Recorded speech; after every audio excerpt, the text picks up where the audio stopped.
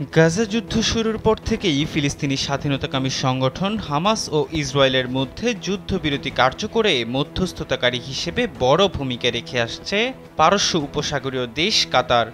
যুদ্ধের এক মাসের মাথায় দুপক্ষের মাঝে 7 দিনের একটি যুদ্ধবিরতি চুক্তি করাতে পারলেও এরপর আর কোনো চুক্তি আলোর মুখ দেখেনি। নতুন যুদ্ধবিরতি ও বন্দি মুক্তি চুক্তি বাস্তবায়ন করতে না পারায় দোহার উপর ক্ষোভ প্রকাশ করে আসছে ইসরায়েল ও যুক্তরাষ্ট্র।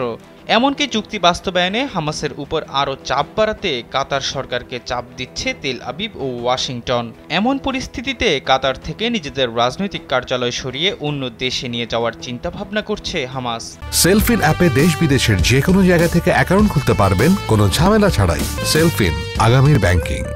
যদি হামাস এমনটা করে তাহলে ইসরায়েলের সঙ্গে নতুন কোনো চুক্তি সম্পাদন আরও কঠিন হয়ে যাবে বলে আশঙ্কা প্রকাশ করছেন বিশ্লেষকরা। মার্কিন সংবাদ মাধ্যম ওয়াল স্ট্রিট জার্নালের এক প্রতিবেদন অনুযায়ী হামাস যদি কাতার ত্যাগ করে তাহলে গাজায় বন্দী ইসরায়েলি জিম্মিদের মুক্তি এবং হামাসের সঙ্গে ইসরায়েল ও যুক্তরাষ্ট্রের বার্তা আদান প্রদানের পথ আরও কঠিন হয়ে পড়বে।